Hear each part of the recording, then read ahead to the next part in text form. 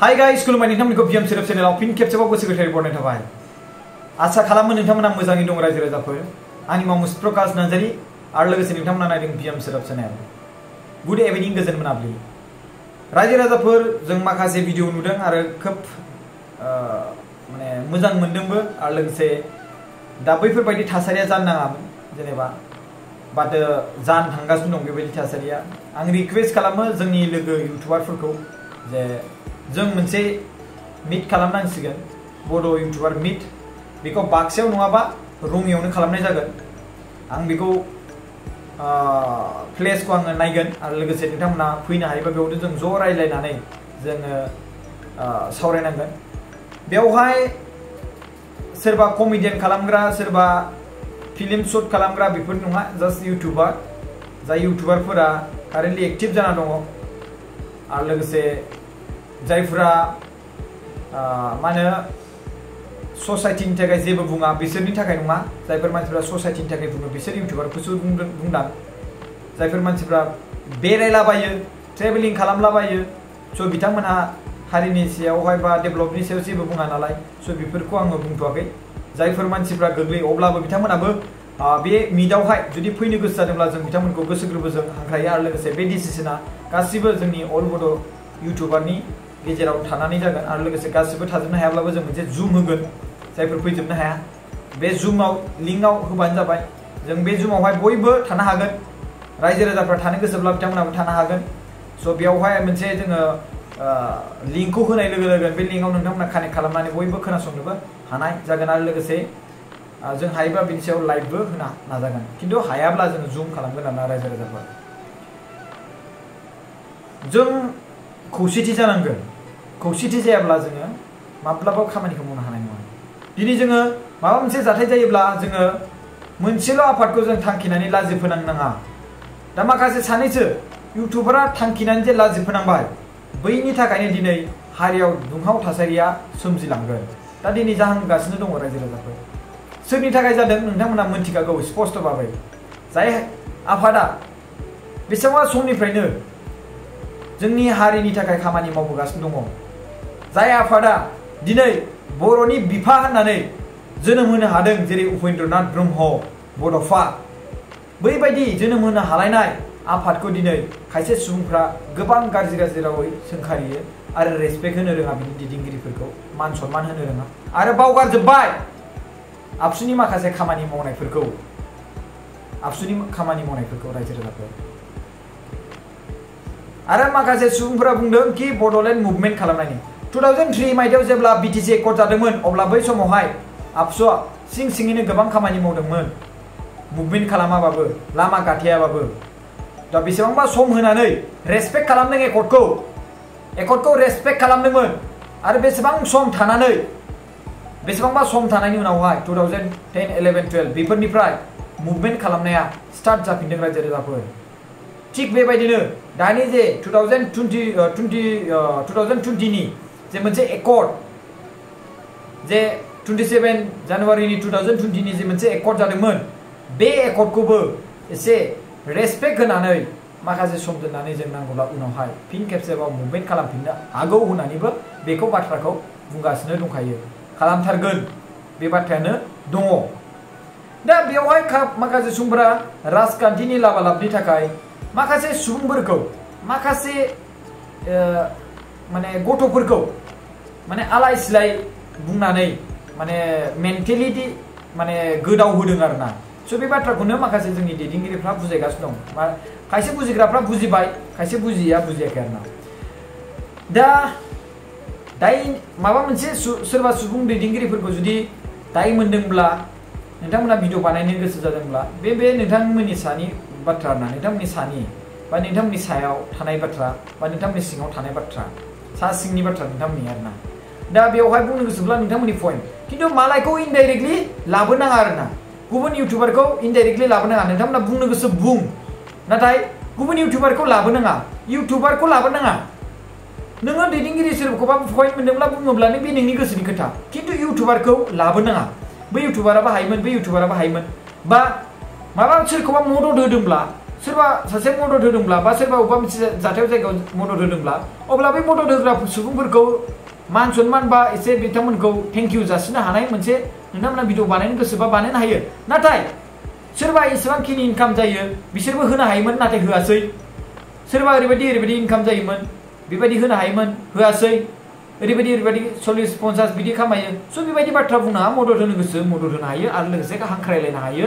जों खौसेथि जायोब्ला मदद होनो हायो। प्लिज अननानै मदद होनो हायोबा होबानो जाबाय। अके।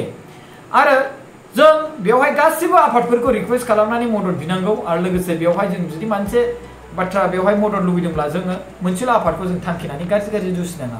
सोरबा सासे आफादनि दैदेनगिरि मोनदोंब्ला बेयाव सोंनो लुबैदोंब्ला इसेबां मोजां चान्स मोनदोंब्ला टाइमखौ मानो नस्थ' खालामनांगौ नङा होमबा? स' माखासे ओरैबायदि बाथ्रा बुंनानै दैनि बाथ्रा बुंनानै लाजि फोनांनाय बाथ्रा बुंनानै नङा होमबा? स' बेबायदि बाथ्रा बुंनानै जों मानो टाइमखौ नस्थ' खालामनांगौ? जों सासे दैदेनगिरिफोरखौ जों दिनै ओरैबायदि मोनसे आफाद मोनदों जाय आफादा दिनै बे आफादनिफ्राय मोनसे मा ओंखारदों सासे सुबुं ओंखारदों। बे सुबुङानो जाबाय जोंनि बर' हारिनि बिफा। जेरै भारत हादरनि सासे बिफा हिसाबै जों मोनथिनो मोनो बेनो जाबाय महात्मा गान्धी। दा जोंनि बर' हारिनि थाखाय जों मोनथिनो मोनो बड'फा। बेनो जाबाय UN ब्रह्म बा उपेन्द्रनाथ ब्रह्म। दा बिथां सारखौ जे नोंथांमोनहा रेसपेक्ट होयोब्ला अब्ला आबसुखौ मानो होआ? आबसुखौ होनांगोन। बाट आबसुनि दैदेनगिरिफोरखौ नोंथांमोनहा माबा मोनसे प्रब्लेम दंब्ला नोंथांमोना बिनि सायाव पइन्ट टु पइन्ट हमनानै नोंथांमोना बुंनो हानाय नोंथांमोनाबो डेम'क्रेसि राइट दङ। नाथाय आबसुखौ नोंथांमोना लाजि फोनांनाङा बेखौल' आं बुङो। माबा मोनसे आफादखौ लाजि फोनांनाङा बेखौसो आं बुंनो थांदोंमोन आरोना। दा सासे गिदिर मानसि स' बेफोरबायदि बाथ्रा बुङोब्ला हारियाव एसे गुबुंलेया जाखागोनखा। पइन्ट मोनदोंब्ला पइन्टजों बुं आरो लोगोसे नोंथांमोना इन्टारभिउ लानो गोसो दंब्ला इन्टारभिउ लाफै। फन नाम्बार दंखायो फन खालामनानै नोंथांमोना इन्टारभिउ लानो हायो। स' बेबायदि आरोना। दिनै बे माखासे सुबुंफोरनि थाखायनो दिनै इउटुबारफ्रा माबायदि बुंजानो गोनां जादों। इउटुबारफ्रा माबायदि माखासे सुबुंफोरजों सोंखारि जानो गोनां जादों। इउटुबारफ्रा माखासे फैसा खामायनो थाखायसो भिडिअ बानायो। माखासे भिउ मोननो थाखायसो भिडिअ बानायो आरो थांनानै भिडिअ बानायो आरो फैफिनो। थांनानै भिडिअ बानायो आरो फैफिनो। नैदि बायदि माखासे सुबुंफ्रा बुंनो गोनां जादों। नाथाय सोरनि थाखाय बुंखो? सोर बेखौ बेबायदि बुंनायावहाय मुजुरि खालामखो? रायजो राजाफोर मानो बेफोरबायदि जानो गोनां जाखो? बेखौ नोंथांमोना बुंनो गोनांथि माने आं नोंथांमोननि सायाव बुंनो गोनांथि गैया। नोंथांमोना मोनथिखायो मानि थाखाय जादों। जों जेब्ला माखासे समाव भिडिअ बानायदोंमोन बे समाव नांलाय खमलाय जेबो गैयामोन। इउटुबार जेबो नांलायनाय खमलाय गैयामोन। कन्टेन्ट बानायनानै आपल'ड खालामना हो। रायजो राजाफ्रा नायो आरो मोनथिनानै नलेज लायोमोन। नाथाय दानि जुगावहाय रायजो राजाफ्रा बिनि अनगायै मा नायनो मोन्दों मिथिबायना? इउटुबार नांलायनाय। स' बेफोरबायदिखौ मानो नांगौ? बेफोरबायदिखौ मानो नांगौ? दाख्लिनि गेजेरावबो बेबायदि जेसेबांखिनि खोथामोन बेबायदि जेबो जायामोन। जुदि बाथ्राखौ बुजिनायमोनब्ला जास्ट मोनसेल' बाथ्रामोन। बेनो जाबाय मा? सासे मोनसेल' आफादखौ थांखिनानै बाथ्रा बुंनाङा नङा होमबा? आरो आबसुआ माला रांफोरखौ बेखाराव ओरैनो गारदों? आबसुनि दैदेनगिरिखौ लोगो मोनदोंब्ला मानो जि जाथाय जादों बे जाथायनि सायावहाय सावरायनाय अनगायै मानो दैनि दाम बिलाइनायनि लाजि फोनांनायल' बाथ्रा रायलायखो? स' बेफोरबायदि आरोना। स' बे बाथ्राखौ लानानै आरो लोगोसे सोरबा सासे एक्टर एक्ट्रिसफोरखौ मानो मुं थांखिनानै इसांखिनि खामायो मायो होननानै मुंख'नानै हांख्रायो आरो माखासे सुबुंफोरखौ लाजि फोनाङो। स' बेफोरबायदि जाथाय जालायनायनि सायावसो आङो बे बाथ्राखौ बुंदोंमोन। नाथाय बे बाथ्राया एसेबां गिदिर थाङामोन। नाथाय दिनै थांबाय। नायदो नोंथांमोना निउसआव नुदों। निउसआव मा जादों नुदों नोंथांमोना। आं बुंनो गोनांथि गैलिया दायो। माखासे ओरैबायदि इउटुबार जेब्ला जोनोम जाबाय बै समनिफ्रायनो बेबायदि जाथाया जालांगासिनो दं मिथिला मानि थाखाय। स' प्लिज आं रिक्वेस्ट खालामो जोंनि जेसेबांखिनि इउटुबारफोर जोङो मोनसे मिट खालामनांसिगोन बड' इउटुबार मिट। आरो बे मिटखौ जोङो रङिया एबा बाक्सायावनो लानांगोन। बयबो फैनो हानाय बायदि सानजानिफ्रायबो फैनो हानाय बायदि सोनाबनिफ्रायबो फैनो हानाय बायदि गेजेरनिफ्रायबो फैनो हानाय बायदि जाहाथे बे मिटआवहाय जों डिसकासनावहाय जों लानांगोन। सोरबा सासे इउटुबार नांलायोब्ला थरख' बिथरख' जायोब्ला बेवहाय गुबुन इउटुबारा हाबनाङा। बिथांमोननि गेजेरावनो बेखौ सलिउसन खालामथों।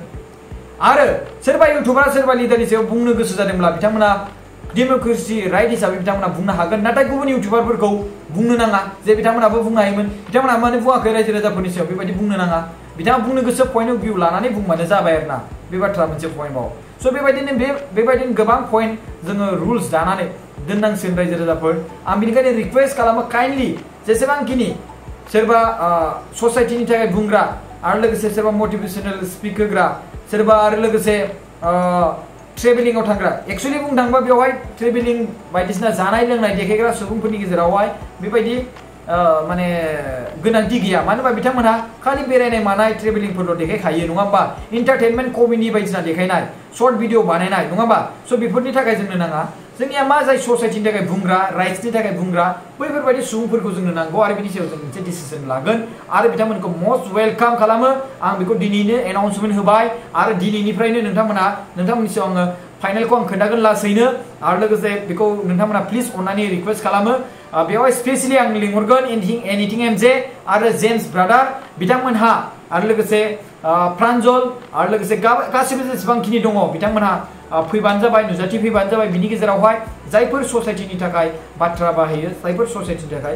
गुदुं गोसो दङ बिथांमोनखौ आं काइन्डलि लिंहरो स' जायफोर कमेडि खालामो बायदिसिना खालामो माने ट्रेभेलिं खालामो बिथांमोननाय जानाय लोंनायल' खालामो बिथांमोनखौ जोङो फैयाबाबो जेबो नङा खिन्थु बिथांमोनाबो फैनो गोसोब्ला जोङो बिथांमोनखौबो अलवेज वेलकाम बुंगोन आरो लोगोसे जों जुमबो खालामगोन जुमावबो माखासे सुबुंफोरा बेवहाय हाबनो हागोन आरो लोगोसे जोङो मा होनो फेसबुकआवबो होनो हागोन बे जुमनि लिंकखौ स' नोंथांमोना बयबो बेवहाय हाबनो हागोन स' खुलुमबाय रायजो राजाफोर बाय बाय थेंक इउ स' माच भिडिअखौ नायनायनि थाखाय गोरोन्थि बुंब्ला निमाहा बिनाय थाबाय खिन्थु जों बे खामानिखौ मावनांगोन नङाब्ला दावराव दावसि जाबाय थागोन जों जुदि दावराव दावसि जायोब्ला जों मा डेभेलपमेन्टनि थाखाय राइट्स सरकारनियाव बिनानै होनो हागोन जों गावजों गावनो नांलायोब्ला नङा होमबा गावजों गावनो नांलायोब्ला जों सरकारखौसो बुंनांगौ आफादखौ नङा आफादा सरकारखौ दुसिनानै बा सरकारखौ सोंखारिनानै मदद होग्रासो स' जों आफादखौ मानो बुंनांगौ बे बाथ्राखौसो दाख्लै बेवहाय बुंनाय जादोंमोन रायजो राजाफोर स' बिनि थाखाय आं रिक्वेस्ट खालामो स' रेसपेक्ट होनो सोलोंनांगोन रायलायनो सोलोंनांगोन मोनसे जाथाय जायगायाव जुदि जाथायनि सोमोन्दैल' रायलायनांगौ आरो बे जाथायनि सोमोन्दै रायलायनानै बिनि सायाव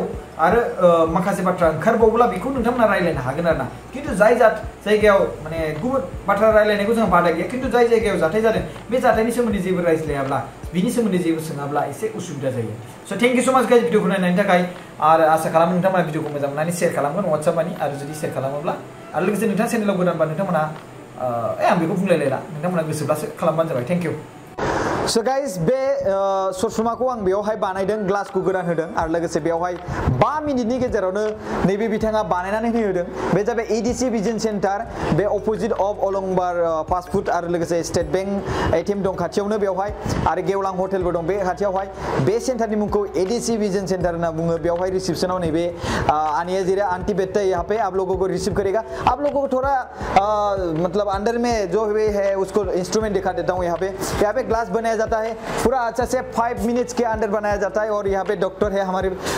साहब ये डॉक्टर यहाँ पे आपको दिखाएगा क्या प्रॉब्लम हुआ है क्या नहीं है यहाँ पे सारा ग्लास है ये सब ग्लास है ये ग्लास से आपको दिखेगा क्या कौन सा माइनस का प्रॉब्लम है यहाँ पे आपको दिखेगा आपका आंखों का पावर क्या है क्या प्रॉब्लम है वो सब दिखेगा उसके बाद आपका ग्लास तैयार होगा सो 5 मिनट्स में ये हुआ है आप भी आना चाहते हैं तो मैं आपको कॉन्टेक्ट नंबर दे दूंगा तो वहाँ पे कॉल करके आ जाएगा ये खाजलगांव सेंटर में है डिस्ट्रिक्ट सिरांग में है खाजलगांव के यहाँ पे फास्ट फूड ओलंबार फास्ट फूड भी अपोजिट और नियर ऑफ SBI ATM गेवलांग होटल।